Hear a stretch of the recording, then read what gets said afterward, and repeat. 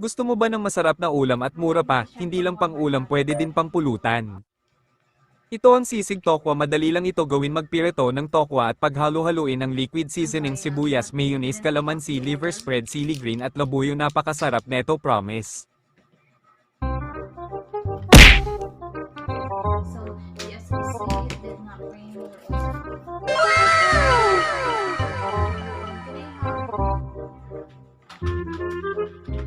Can I have the order number?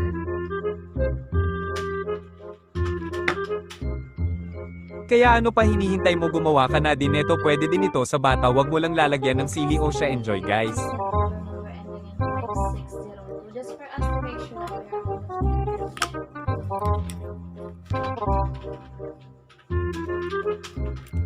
the